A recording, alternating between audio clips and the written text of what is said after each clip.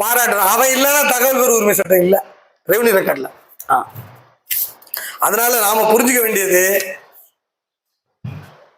உங்களுடைய அணுகுமுறை, அப்ரோச். ரைட்ல, ஆபீஸ்ல நீங்க பண்ற அப்ரோச் இருக்குல்ல, அது ரொம்ப முக்கியம்.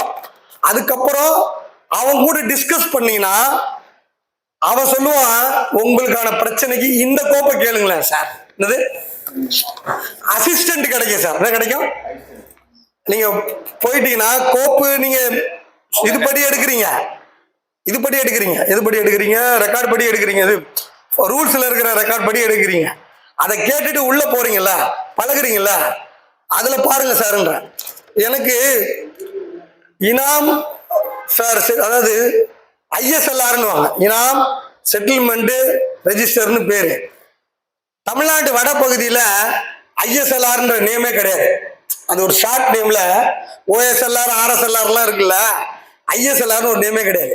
திருப்பூர் ஈரோடு பகுதியில அங்க இருக்கிற அதிகாரிகள் அப்படி அந்த வார்த்தையில புழங்குறாங்க. இத குறிப்புல ஐஎஸ்எல்ஆர்னு புழங்குறாங்க அவங்க வார்த்தையில.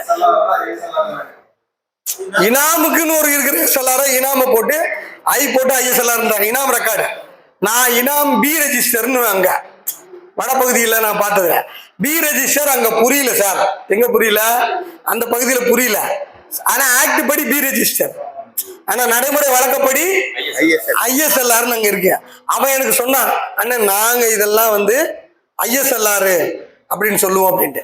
நமக்கு அவன் உதவி செய்வான்ற, என்னது கஸ்டம்ஸ் அங்க நடைமுறையில உங்களுக்கு உதவி செய்வான். ஆக உங்களுக்கு ஆர்ட் ஆஃப் பெர்சுவேஷன் அப்படின்னா என்ன? ஒருத்தனை அன்பால வற்புறுத்தி தகவலை வாங்குற தகவல் தெரியணும். என்னது வற்புறுத்த தெரியணும். வற்புறுத்ததுனால ஆயுதத்தால வற்புறுத்துறது இல்ல, கண்ட்ரோல் பண்ணி வற்புறுத்துறது இல்ல. ஸ்லோ வற்புறுத்தினா இன்ஃபர்மேஷன் தானே வேணும். அப்ப வாங்கினா பிரச்சனை தீரும். அப்ப ஆர்டிஐ நல்லா புரிஞ்சுக்கோங்க. நீங்க ஆர்டிஐ தகவல் பெறும்னு நினைச்சிட்டு இருக்கீங்க. ஆர்டிஐ அதிகாரியோட கனெக்ட் பண்றதுக்கு ஒரு விசிட்டிங் கார்டு. ஆர்டிஐ அதிகாரியோட கனெக்ட் ஆகுறதுக்கு விசிட்டிங் கார்டு. ஆர்டிஐ போடாம நீ போனா ரெஸ்பெக்ட் கிடையாது. என்னது ஆர்டிஐ போடா, ஆர்டிஐ போடாம நீங்க போய் பாருங்க, நாளைக்கு வாங்க, நாளைக்கு வாங்க, இல்ல சார் அது இல்லைன்னு. ஆர்டிஐ போட்டு பைல் இருக்குது அப்படின்னா உங்ககிட்ட கொடுக்குற ரெஸ்பான்ஸே வேற. அதுக்கப்புறம் நீங்களோட ரெஸ்பான்ஸ் கேட்டகரி இருக்குல்ல, மாறி அவனை ஃப்ரெண்டா மாத்திட்டீங்கன்னா அதுக்கப்புறம் ரூட்டு கிளியரா போயிடும் சார். என்னது ரூட்டு ரொம்ப கிளியரா போயிடும். ஒரு 10 தாலுகால அந்த ஆர்சி எனக்கு இன்ன வரைக்கும் மொபைல்ல இருக்காங்க, ஃப்ரெண்டா இருக்காங்க. கட்சிக்காரர் ஏதாவது ஒரு பிரச்சனைல வருவாரு, போன்லயே கேட்கறேன், ஏன்னா இது இருக்கான்னு கொஞ்சம் பார்த்து சொல்லுங்கன்னா ஆயிடுது. இந்த 10 பேரை எப்படி வந்தாங்க? ஆர்டிஐ தான். எனக்கு இல்ல, எனக்காக வரல.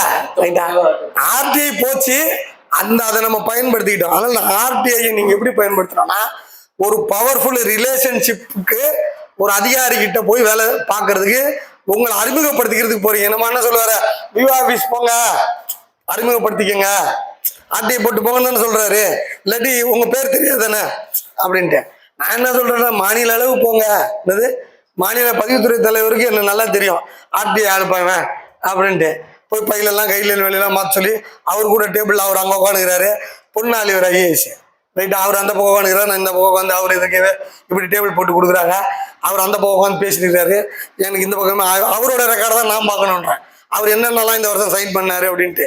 ஏன்னா மினிஸ்டர் சொல்லாமல் ஒரு சைனும் பண்றது இல்லைன்னு சொல்லிட்டாங்க. அவரை கண்ட்ரோல் பண்ணிட்டு இருக்காரு யாரோன்னாங்க. சரி என்னதான் சைன் பண்ணிருக்கிறாரு அப்படின்னு பார்த்து உட்காந்து எல்லாத்தையும் நோட்ஸ் எடுத்துட்டு வந்தேன். என் சைன் என்னோட இண்டெக்ஸா கேட்குறீங்க அப்படின்னு கேட்டாரு. ஆமா சார் உங்க இண்டெக்ஸ் தான் சார் கேட்குறோம் அப்படின்னு சொல்லி உட்கார வச்சு பார்த்து ஆரம்பிச்சார். ஆக நான் என்ன சொல்றேன்னா, பொன்னாளி ஒரு ஐஏஎஸ் கிட்ட 2 நிமிஷம் பேசுறதுக்கு காலையிலிருந்து சாயங்காலம் வரைக்கும் 4 விஐபியை பேசிக்கிட்டு அங்கே போய் உட்காந்துக்கிறாங்க, வெளியே நிற்கிறாங்க. நான் அவர்கிட்ட பேசிட்டேன், நான் இவர்கிட்ட பேசிட்டேன், அவர் எங்க மச்சானா, அவரு பேசிட்டேன், நான் இந்த பிரஸ் மீடியால பேசிட்டேன். அங்க வெளியே உட்காந்துக்கிறாங்க. நம்ம 2 நிமிஷம் பேசிட்டோம். என்ன பேசிட்டோம்? 10 ரூபாய் அவர்கிட்ட ஒரு ஆர்டிஐ போட்டு அவர்கிட்ட பேசிட்டோம். ஃப்ரெண்டாவும் அவளா மேல போய் மீட் பண்ணி ஃபேஸ் வேல்யூ கிரியேட் பண்றதுக்கு ஆர்டிஐ மிகப்பெரிய இன்ஃப்ளூயன்சர் டூல். என்னது பெர்சுவேஷன் டூல். என்னது பெர்சுவேஷன் டூல். ஆர்டிஐ வேற ஆக்ட் கிடையாது. இதை யூஸ் பண்ணீங்கன்னா இது பெர்சுவேஷன் டூல். சில ஊர்ல சில ஸ்டேட்ல அது பொலிட்டிக்கல் டூல். முதலமைச்சரே ஆயிட்டாங்களாம். என்னது ஆர்டிஐ பேசி முதலமைச்சரே ஆயிட்டாங்களாம். இல்லைங்க சொல்றேன், இல்லை முதலமைச்சரே ஆயிட்டாங்களாம். ஆக பெர்சுவேஷன் டூல். அதனால வந்து நீங்க ஆர்டிஐ யாரு பயன்படுத்துறாங்களோ அவங்களை பொறுத்து அது உருமாறுது, அவங்கள பொறுத்து அது பூதமா மாறுது, அவங்கள பொறுத்து சிறுத்து இருக்குது, அவங்கள பொறுத்து ஒரு மீடியமா இருக்குது, ஆளை பொறுத்து இருக்குது. நீங்க யாருன்றது நீங்க பயன்படுத்துற ஆர்டிஐ பொறுத்து இருக்குது. ஆனால் ஒரு சாமானியனா வெறும் சாமானியனா இல்லாம நீங்க ஆர்டிஐ பயன்படுத்திக்கிறோம். ஒரு உங்களுக்கான ஒரு இன்ஃப்ளூயன்ஸை உருவாக்கியே பயன்படுத்திக்கணும். கடைசி உதாரணத்தோட லஞ்சுக்கு போயிட்டு அப்புறம் பார்ப்போம். ஒரு இஸ்திரி போடுற ஒருத்தர் செங்கல்பட்டு மாவட்டத்தில் எண்டத்தூர் கிராமத்தில், அவருக்கு ஒரு 3 சென்டில் பிரச்சனை. பக்கத்து இடத்துக்காரரு செங்கல்பட்டு எம்எல்ஏ ரோகிணி அப்படின்னு இருக்கிறாங்க. அந்த செங்கல்பட்டு எம்எல்ஏட சொந்த அண்ணன். என்னது செங்கல்பட்டு எம்எல்ஏட அண்ணன். ரைட்டா? அவங்க வந்து ரெட்டியார் சமூகம், இவர் வந்து வண்ணார் சமூகம்.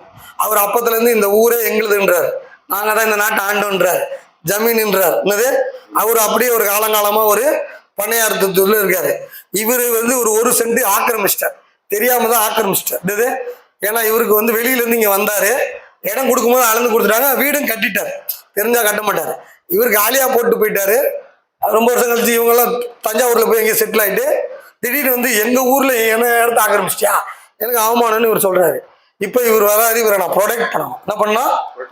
ப்ரொடெக்ட் பண்ணோம். இவருக்கு பேசவே வராது. என்னது இவரு கால் தாங்கி நடப்பாரு, வயசானவர். இவன் பையன் மட்டும்தான் இருக்கிறான். அவன் வந்து ஒரு 12வது காலேஜ் படிக்கிறதுல அந்த துருத்துரு இருக்கிற பையன் ஆர்வ கோளாறு. என்னது பக்குவம் கிடையாது, எதுக்குற ஆள் யாருன்னு அவனுக்கு தெரியாது. ரைட்டா? ஆனா வரும்போதே முறுக்கிட்டு வரான். எங்க அப்பா கும்பாடுறா, டேய் இருடான்ட்டு. நான் என்ன பண்ணேன், உட்கார வச்சு 20 ஆர்டிஐ போட்டேன். என்னது 20 ஆர்டிஐ போட்டேன், எல்லா பக்கமும் போட்டேன். இந்த இவர் இருக்காருல, இந்த ரிசீவ் போறாரு, அவரை தாசில்தார் ஆபீஸ்ல இருந்து VO office, RI office, BDO office, எல்லா ஆபீஸ்லயும் இவர் பேரு தெரிகிற மாதிரி ஃபேமஸ் ஆகிட்டேன். என்னது பேர் தெரிகிற மாதிரி ஃபேமஸ் ஆகிட்டேன். அதுக்கப்புறம் அவருக்கு தகவல் போகுது, அந்த விஓ போய் சொல்றான், இப்போதைக்கு எதுவும் பண்ணாதீங்க சார், நிறைய ஆர்டிஐ போட்டிருக்கான் சார், அவன் வந்து எதுவும் சட்டை கிட்ட போட்டுறாதீங்க, பெட்டிஷன்ஸ் ஏதாவது வந்துட போகுது, பேர் கெட்டுற போகுது அப்படின்னு சொல்லி. நல்லா புரிஞ்சுக்கங்க, அரசு அதிகாரத்தில் இருக்கிறவன், ஆளுமையில் இருக்கிறவன்கிட்ட இருந்து ஒரு சாமானிய காப்பாத்திக்கிறதுக்கு கவசமா இருக்கா ஆர்டிஐ. என்னது கவசம்? ரைட்டா? அவனுக்கு கவசம். அது டக்குன்னு வீட்டுக்குள்ள வந்து வா வெளியே அப்படி சொல்ல முடியாது. என்னடா நின்றுட்டு இருக்கா, இந்த லெட்டர் போட்டதுதான். அந்த அவரு ஒன்றும் பண்ணல, அந்த அவருக்கு ஒரு எடுப்பு அந்த ஊர்ல இருக்கான். அந்த அவன் பண்ற கூத்து இருக்குல்ல, அந்த எம்எல்ஏ அண்ணனுக்கு ஒரு தற்பால ஊர்ல இந்த வேலை, அவனைதான் எதிரி சொல்லுவாங்க. சார் அந்த ஆர்டி போனதுல அவன் தள்ளி இருந்து பாக்குறான் சார், இப்படி போறான் சார், பிரச்சனையே பண்ணல சார் அவன் அப்படின்னா. அது விஷயம் என்னன்னா, ஆர்டிஐ என்பது அதாவது இன்ஃப்ளூயன்சர் வேற, பாதுகாப்பு சார். பாதுகாப்பு. நீங்க போய் ஒரு கட்சியில போய் நின்று செலவு பண்ணி போராட்டம், அவர் கூட போட்டோ எடுத்து அந்த படத்தை காட்டி அதுல ஒரு இன்ஃப்ளூயன்ஸை கிரியேட் பண்ணி இவர் பின்னாடி பேக்ரவுண்ட் இருக்குன்னு காட்டுறதுக்கு, அது ஒரு டைப் ஆஃப் இன்ஃப்ளூயன்சர். இவன் பேனாவும் பேப்பரை வச்சுட்டு இருக்கான் சார், அதை விட வில்லங்க சார் இது அப்படின்னு ஒரு டிஃபென்ஸ், அது குறைந்தபட்சமா ஒரு டிஃபென்ஸ் இருக்குது. நான் மணி எழுதும்போது தெளிவாக எழுதிட்டேன், சுதந்திரம் 1947 ஆயிடுச்சு, 1300 ரெட்டியார் இங்க வரும்பொழுது இவர் இப்போ தமிழரு, நீங்க வந்து இது சொந்த மண்ணு கிடையாது பட்டா அப்படின்னு அதுலயும் எழுதி அந்த வசந்த சொன்னதையும் எழுதிட்டேன். அதோட அவர் ஆப் ஆயிட்டாரு, அதை விட்டுட்டாரு. அவருக்கு ஒரு சென்ட் ஒரு மேட்ரு இல்ல, இந்த நடுவில் இருப்பான் பாத்தீங்களா, அந்த ஒரு சென்ட் வச்சு பிரச்சனை பண்ணி விட்டாரு. அது நல்லா புரிஞ்சுக்கோங்க, ஆர்டிஐ பெஸ்ட் சொல்யூஷன் நிறைய ஆங்கிள். என்னது பெஸ்ட் சொல்யூஷன் ஆர்டிஐ. வெறும் ஆக்டா அதை பார்க்காதீங்க, அதை பயன்படுத்தி பாருங்க. தகவல் வாங்குறது மட்டும் அது இல்லை, செல்வாக்கா நீங்க மாறுறதுக்கும் அது உதவியா இருக்கு, உங்களை பாதுகாப்பதற்கு அது உதவியா இருக்கு. மதியம் என்னோட நேரடி ஆவணங்களை பத்தி நம்ம பேசுவோம். நிலத்தின் பயன்கள் அனைத்து தரப்பு மக்களுக்கும் போய் சேர வேண்டும் என்ற லட்சிய பயணத்தில் உங்கள் பரஞ்சோதி பாண்டியன். மதிய உணவு நல்லா சாப்பிடுங்க, ரொம்ப நல்லா சாப்பிடாதீங்க. ரைட்டுங்களா? மதியானம் என்ன கஷ்டப்படுத்திடாதீங்க, சாப்பிட்டு வந்துட்டு டிராவல் பண்ணிட்டு. அதனால வயிறு முக்கால் வயிறு நிறைஞ்சா போதும், முழு வயிறு சாப்பிடாதீங்க. தெளிவா சொல்லிட்டு உட்கார சொல்லிருக்கேன். நன்றி. ரொம்ப சந்தோஷம் மகிழ்ச்சி. இப்போ பார்த்தீங்கன்னா உணவு தயாராக இருக்கு. கரெக்டாக வந்து